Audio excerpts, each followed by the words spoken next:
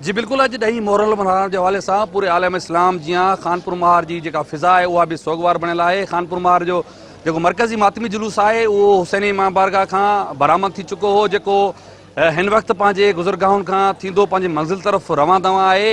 हीउ मातमी जुलूस जेको हुसैन इमाम बारगाह खां बरामद कयो वियो, जंहिंमें खानपुर महार जे भरपासे जे मुख़्तलिफ़ ॻोठनि खां आयल नंढा जेका मातमी जुलूस आहिनि, जंहिंजो तादाद 10 खां 15 ॿुधाए पियो वञे, उहे बि हिन मातमी जुलूस में शामिल थी चुका आहिनि। जेके हिन वक़्तु मातमी जुलूस पंहिंजे मंज़िल तरफ़ रवां दवां आहे। असां सां हिते मौजूदु आहिनि शिया उलमा अॻवान जा जेका अॻवान आहिनि, उनखे पुछंदासीं त जेको आहे सो हीउ मातमी जुलूस जेको हुसैन इमाम बारगाह खां बरामद कयो वियो आहे, केतिरे टाइम ताईं पंहिंजी मंज़िल गाह ते पहुचंदो? जेको आहे एस्टे हो थोरो न्याज़ जो बि हुते हुयो प्रोग्राम।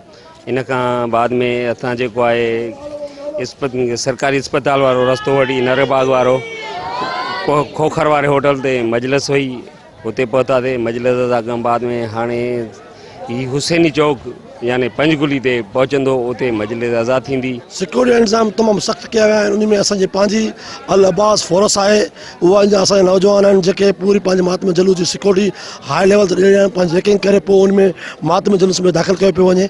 ये मातमी जुलूस तमामु पुराणो कानपुर महर में निकिरंदड़ आहे। हिते बि हुसैन इमाम बारगाह खां ही बरामद थियो आहे।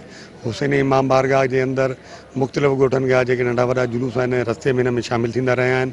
उन जुलूसनि खे जेके बि नंढा वॾा ॻोठनि मां या ॿाहिरां मां काफ़िला अची रहिया आहिनि, उन्हनि खे प्रॉपर ही सिक्योरिटी मिलियल आहे। जेको सिक्योरिटी प्लान निकितल आहे उन तहत उन्हनि खे सिक्योरिटी फराहम करे रही आहे। जी बिल्कुलु, तव्हां शिया अॻवान जूं ॻाल्हियूं ॿुधियूं। हुननि ॿुधायो त जेको हीउ मातमी जुलूस आहे मुख़्तलिफ़ चौकनि चौराहनि खां थींदो, गुज़िरियल अॼु राति जेको आहे देरि सां जेको पंहिंजी मंज़िल ते पहुचंदो।